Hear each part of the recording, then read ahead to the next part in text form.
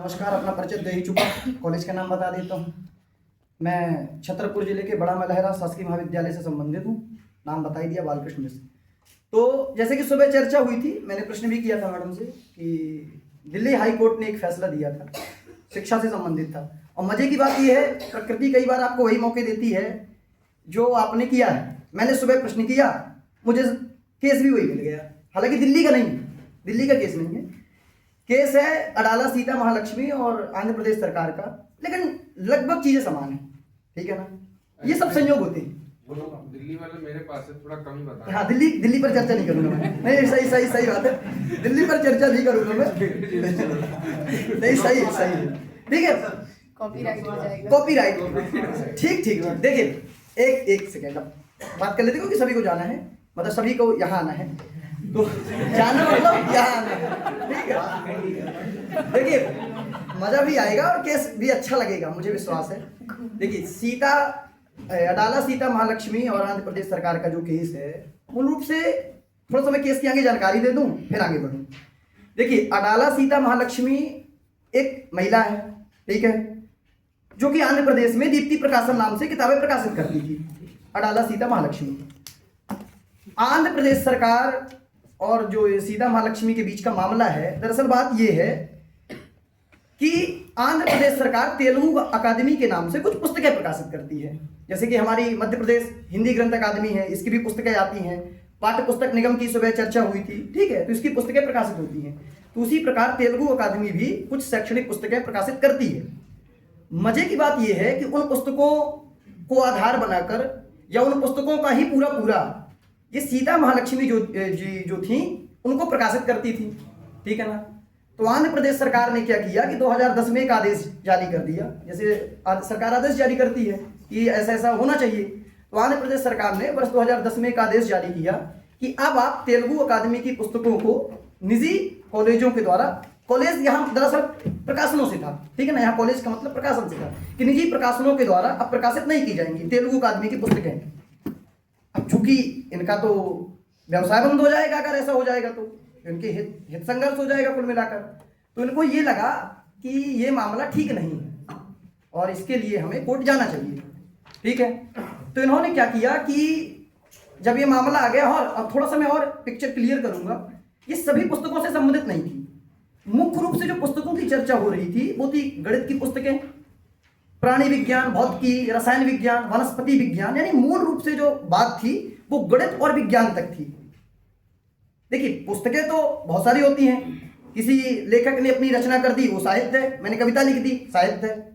लेकिन मामला जो था, क्योंकि जब तक आप मामले को समझोगे नहीं, आप केस की गहराई तक नहीं जा पाओगे, क्योंकि आगे हमें मामला समझना होगा। मामला किसका है? गणित विज्ञान से संबंधित है, गणित है, विज्ञान में सभी कुछ आ जाएगा, भौतिकी, रसायन विज्ञान, प्राणी विज्ञान, वनस्पति विज्ञान, पुस्तकें ये थी। और आंध्र प्रदेश सरकार ने 2010 में कह दिया कि भैया अब आप तेलुगु अकादमी की पुस्तकें प्रकाशित नहीं कर सकते हो, जारी कर दिया। दीप्ति नहीं मानी, दीप्ति प्रकाशन नहीं माना। दीप्ति प्रकाशन किसका है? अडाला सीता महालक्ष्मी का, ये नहीं मानी। और इसने क्या किया कि पुस्तकें प्रकाशित कर दी। तो इसके खिलाफ 2011 में पायरेसी का क्या हो गया? केस हो गया, साहित्यिक चोरी जो कहलाती वही, मतलब इसके खिलाफ कॉपीराइट का उल्लंघन का क्या हो गया? केस हो गया। मूल रूप से जो केस संबंधित है कॉपीराइट एक्ट 1957 से संबंधित है। ठीक है ना, चूंकि पुस्तकों पर क्या मिलता है? कॉपीराइट। ट्रेडमार्क तो मिलेगा नहीं कि पेटेंट मिलता है, कॉपीराइट मिलता है। तो मूल रूप से जो केस है वो कॉपीराइट उल्लंघन से संबंधित है। तो 2011 में सीता महालक्ष्मी के खिलाफ हुआ क्या कि केस हो गया। अब सीता महालक्ष्मी ने कहा अब कोई रास्ता नहीं है, अब माई बाप है। केरल हाईकोर्ट, सॉरी माफी चाहूंगा, आंध्र प्रदेश हाईकोर्ट पहुंच गई। आंध्र प्रदेश हाईकोर्ट गई और आंध्र प्रदेश हाईकोर्ट में कहा कि ये मामला तो रद्द करना ही चाहिए। 2011 में जो उसके खिलाफ हुआ, उसने ये भी कहा कि दरअसल 2010 का सरकारी आदेश ही गलत है। उसने सरकारी आदेश के खिलाफ ही क्या कर दी? केस कर दिया। ठीक है, अब मामला पहुंच गया है केस, अदालत पहुंच गया है। तो जब मामला अदालत पहुंचता है तो अदालत किन बिंदुओं पर विचार करता है? अदालत विचार करेगा कि भैया आप जो मामला लाए हो उसमें कोई कानूनी मुद्दा छिपा है कि नहीं छिपा है। तो दो कानूनी मुद्दे सामने आए अदालत के सामने, बोर्ड का सहारा लेता हूं। पहला कानूनी मुद्दा ये आया जो मैंने बताया, पहला यही आया कि क्या गणित, विज्ञान में सभी कुछ आ जाएगा, भौतिकी, रसायन विज्ञान और प्राणी विज्ञान, वनस्पति विज्ञान, क्या वास्तव में ये विषय भी देखिए कॉपीराइट एक्ट 1957 जो है उसमें कुछ धाराएं हैं। तो कॉपीराइट एक्ट 1957 की धारा एक 13 है। तो कॉपीराइट एक्ट 1957 की धारा 13 कहती है कि भैया आपको साहित्यिक कृतियों पर, कलात्मक कृतियों पर, नाटकीय कृतियों पर क्या है कॉपीराइट दिया जाएगा। तो कोर्ट के सामने जो विचारणीय या कानूनी मुद्दा आया वो ये आया कि क्या गणित और विज्ञान भी कलात्मक चीज है। प्रश्न तो बनता है कि क्या गणित और विज्ञान भी कलात्मक चीज है, हम इसको भी कलात्मक मान लें। पहला प्रश्न, क्या धारा 13 के तहत इसे कलात्मक कृति मानना चाहिए कि नहीं मानना चाहिए, पहला मुद्दा। दूसरा कानूनी मुद्दा ये आया, जैसा कि सुबह चर्चा हुई थी, कॉपीराइट एक्ट 1957 की धारा 52 कहती है, धारा 52 कहती है कि आप फेयर यूज के लिए, अब फेयर यूज क्या है, प्रश्न तो ये भी उठता है भैया फेयर यूज क्या है। फेयर यूज उन्होंने बताया कि अगर आप चाहो तो शिक्षा के लिए, अनुसंधान के लिए, किसके लिए, अनुसंधान, R&D, रिसर्च एंड डेवलपमेंट, ठीक है। तो उन्होंने कहा कि अगर आप शिक्षा के लिए और अनुसंधान के लिए किसी भी पुस्तक का सहारा लेते हो तो वो फेयर यूज माना जाएगा। क्या माना जाएगा, फेयर यूज, और उसे कॉपीराइट एक्ट 1957 के तहत कॉपीराइट को उल्लंघन नहीं माना जाएगा। तो कौन से दो कानूनी मुद्दे आए, पहला मुद्दा, क्या धारा 13 के तहत गणित और विज्ञान के विषय भी आपके कलात्मक माने जाएंगे। दूसरा मुद्दा क्या आया कि क्या कॉपीराइट एक्ट 1957 की धारा 52 के तहत इसे छूट प्रदान की जाएगी। अब कोर्ट को इन तथ्यों, इन प्रश्नों पर या इन मुद्दों पर विचार करना था।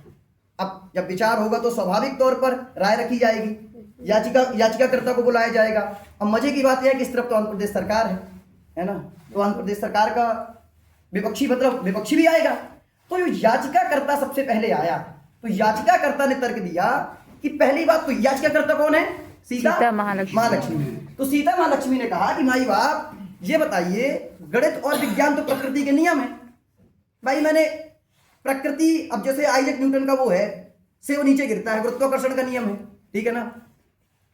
गणित की कई सारी चीजें ऐसी होती है, 2+2 हमेशा 4 ही होगा। अब कोई 2+2+4 में कहे हमें कॉपीराइट दे दो क्योंकि हमें पता है। तो याचिकाकर्ता ने तर्क दिया कि जो गणित होती है ना, जो विज्ञान होता है, ये मूल खोज नहीं होती, ये प्रकृति के नियम होते हैं। विज्ञान की परिभाषा क्या है, प्रकृति के क्रमबद्ध ज्ञान को विज्ञान कहते हैं। तो क्रमबद्ध ज्ञान है, ये तो आपकी खोज नहीं है। आपने मूल क्या किया, ये तो आपने प्रकृति को क्या कर लिया, समझ के आपने बता दिया, पर है तो प्रकृति का ना। तो पहला जो तर्क था उसका यही तर्क था कि क्या है, गणित और विज्ञान ये साहित्य नहीं है, आपकी मूल कृति नहीं कि आपने कविता लिखी। उन्होंने कहा कि जो गणित और विज्ञान है ये वास्तव में क्या है, प्रकृति की देन है और ये आपकी मौलिक देन नहीं मानी जाएगी। पहला तर्क ये था सीता लक्ष्मी का। दूसरा तर्क क्या है, दूसरा तर्क ये कहा कि माई बाप आपने हमको अनुच्छेद 19(1) भी दिया है, संविधान ने हमको क्या दिया है, अनुच्छेद 19(1) जो अभिव्यक्ति की स्वतंत्रता देता है। बोला अगर हम इन चीजों को अगर प्रकाशित करते हैं तो स्वाभाविक तौर पर ये हमारे अभिव्यक्ति के अधिकार से जुड़ता है। तो अगर हमें प्रकाशित करने से रोका जाता है तो हमारे मूल अधिकार को उल्लंघन है। अब मूल अधिकार को उल्लंघन मतलब संविधान के खिलाफ है, संविधान की मूल भावना के खिलाफ है। दूसरा तर्क, तीसरा भी इसी प्रकार जुड़ा कि उन्हें मूल अधिकार के तहत व्यवसाय करने की भी स्वतंत्रता दी गई अनुच्छेद 19 में ही, ठीक है ना। अगला तर्क ये आया उनकी तरफ से, उन्होंने ये कहा कि देखिए ऐसा है, उनका जो मूल बिंदु ये बना कि अगर हम जैसे प्रकाशित कर रहे हैं, ठीक है ना, क्या कर रहे हैं, प्रकाशित कर रहे हैं, तो ये जो मैंने बता ही दिया कि पायरेटेड नहीं है, क्योंकि प्रकृति का नियम है। जब पायरेटेड नहीं है तो हम कैसे मान लें कि हमने किसी का उल्लंघन किया है। तो मूल जो बिंदु बने वो यही बने कि गणित और विज्ञान क्या है, प्रकृति के नियम है, इनको किसी की मूल कृति नहीं माना जा सकता है। दूसरा बिंदु क्या बना, दूसरा बिंदु वही बना कि अनुच्छेद किसका उल्लंघन है, अनुच्छेद 19(1) का, जो अभिव्यक्ति के अधिकार हमें प्रदान करता है। तीसरा उन्होंने ये दिया, क्या दिया था, ये क्या करता है, व्यवसाय की स्वतंत्रता को भी हमारी क्या करता है, बाधित करता है। और फिर ये भी कहा, बस वही है कि जो निजी व्यवसायी लोग होते हैं उनकी स्वतंत्रता को बाधित करता है। ये मुद्दे उभर कर सामने आए, उन्होंने तर्क दिए। अब विपक्षी को भी मौका दिया जाएगा, विपक्षी को बुलाया गया, विपक्षी जी आप आइए, उनको भी कटघरे में खड़ा किया गया। आई सरकार आई, सरकार ने कहा देखो पहली चीज तो ये है कि हमने कोई सरकारी आदेश जारी किया है तो सरकारी आदेश को ना मानना ही कानून का उल्लंघन है, ठीक है ना, क्योंकि हमने सरकारी आदेश दिया है तो सरकारी आदेश को ना मानना भी क्या है, कानून का उल्लंघन। तो इसने कानून का उल्लंघन किया है। दूसरी चीज उसने कहा भैया हम तेलुगु अकादमी भी हमारी है, ठीक है ना, तेलुगु अकादमी से पुस्तकें प्रकाशित होती हैं, अब तेलुगु अकादमी की पुस्तकें आप प्रकाशित कर दोगे तो उसको तो नुकसान हो जाएगा, सरकार को राजस्व का नुकसान हो रहा है, इस राजस्व की भरपाई कौन करेगा? ठीक है ना। तो उसने क्या तर्क दिया कि हमारे राजस्व का नुकसान हो रहा है, ठीक है ना, राजस्व का नुकसान है। और उसने ये भी कहा कि भैया कॉपीराइट एक्ट की धारा जो 13 है वो क्या करती है, इसे संरक्षित करती है। अब कोर्ट डिसीजन लेगा कि वास्तव में गणित और विज्ञान को भी संरक्षित करती कि नहीं करती। भाई जो तर्क उसका है वो तर्क इसका भी है, बस समझ में आ रही है? भाई उसका तर्क है कि अनुच्छेद जो कॉपीराइट एक्ट की धारा क्या है 13 है 57 की, वो इसमें शामिल नहीं करती है। अब वो कहता है कि शामिल करती है, तो डिसीजन कौन लेगा? कोर्ट करेगा। तो ये उन्होंने तर्क दिए। क्या तर्क दिया? पहला तर्क यही दिया कि ये क्या है, राजस्व का नुकसान हो रहा है हमारे, और दूसरी चीज सरकारी आदेश का क्या है, उल्लंघन है, और ये कॉपीराइट एक्ट 1957 की धारा 13 के तहत संरक्षित है। और अनुच्छेद वही जो मैंने बताया कि धारा 52 के तहत फेयर यूज में नहीं आता है। ये तर्क है। अब कोर्ट क्या करेगा? कोर्ट ने दोनों को बुलाया कान पकड़ के, इसको भी खड़ा किया, इसको भी खड़ा किया।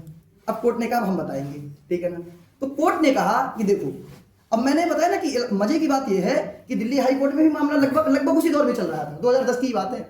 हालांकि इसका फैसला भी आया 19 मार्च 2024 को, ये फैसला भी आया है, 2024 का मामला है। पर केस कब हो गया था? 2010 में सरकारी आदेश, 2011 में उसके खिलाफ केस, फिर वो चली गई आंध्र प्रदेश हाई कोर्ट। अब मजे की बात यह है कि दिल्ली में 2010 में फैसला आ गया है, और हालांकि उन्होंने किसी का संदर्भ नहीं लिया, उन्होंने खुद बताया, उन्होंने निर्णय दिया कि भाई साहब देखो, पहली चीज तो ये है कि जो धारा 13 है कॉपीराइट एक्ट की, जो धारा है 57 की, वो ये कहती है कि कलात्मक कृतियों पर आपको हम क्या देंगे, कॉपीराइट देंगे। चाहे वो नाटक हो, चाहे वो आपकी अभी कुछ भी हो, मतलब कलात्मक हो, व्यक्ति हो। लेकिन गणित और विज्ञान के जो विषय होते हैं, वो गणित और विज्ञान के विषय वास्तव में आपकी मौलिक देन नहीं है, वो प्रकृति के नियम है। क्या है? प्रकृति के नियम। तो प्रकृति के नियमों पर आपको कॉपीराइट नहीं दिया जाएगा, कोर्ट ने ये कहा। दूसरी चीज, कोर्ट ने ये भी कहा कि अनुच्छेद जो आप उसकी धारा 52 जो मैं बता रहा, उन्होंने कहा कि धारा 52 जब फेयर यूज की बात करती है तो इसको आप ब्रॉडली, मतलब विस्तार से देखो इसको। आप शैक्षणिक अनुसंधान के लिए, शिक्षा के लिए अगर पुस्तकों का प्रयोग करते हो तो कॉपीराइट को उल्लंघन क्यों माने हम? कौन सा उनका मूल, देखो मूल उद्देश्य भी बताना, मूल उद्देश्य पैसा कमाना नहीं है, मूल उद्देश्य क्या है? शिक्षा के लिए। तो उन्होंने कहा इसका मूल उद्देश्य जो है वो शिक्षा के लिए है, शैक्षणिक अनुसंधान के लिए है, हम इसे कॉपीराइट एक्ट को उल्लंघन नहीं मानेंगे। ये कोर्ट ने तर्क दिए। और फाइनली कोर्ट ने डिसीजन दिया कि ये जो मामला है, ये मामला मतलब रद्द करने क्या, वो जो सरकारी आदेश है, सरकारी आदेश रद्द करने लायक है। और हम क्या करेंगे कि उन्होंने आदेश से इस बात पूरी पिक्चर पूरी क्लियर या स्पष्ट कर दी कि शैक्षणिक अनुसंधान के लिए अगर किसी पाठ्य पुस्तक का क्या है प्रयोग किया जाता है, सहारा लिया जाता है, बशर्ते वो कलात्मक ना हो। मैंने इसलिए पहले से कहा था कलात्मक समझना जरूरी है। कलात्मक यानी आपकी मौलिक प्रतिभा ना हो, आपने कोई साहित्य ना रचा हो, आपने कोई कविता ना लिखी हो, आपने कोई उपन्यास ना लिखा हो, आपने कोई कहानी ना लिखी हो। गणित के नियम तो यूनिवर्सल हैं, सार्वभौमिक हैं। आपकी कविता थोड़ी सार्वभौमिक है, कविता तो विचारों की देन है। बस समझ में आ रही? तो भाव ये है कि कोर्ट ने एकदम क्लियर कर दिया कि ये कॉपीराइट एक्ट का उल्लंघन नहीं माना जाएगा। यानी फैसला ये आया, जो कौन सा केस था, अडाला सीता महालक्ष्मी बनाम आंध्र प्रदेश सरकार का।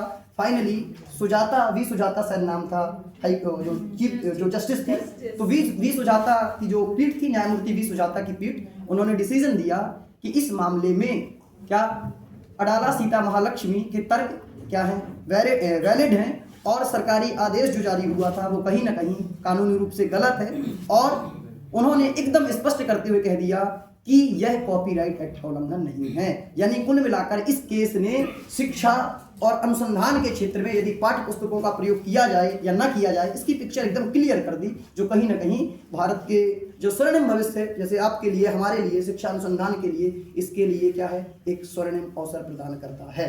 ये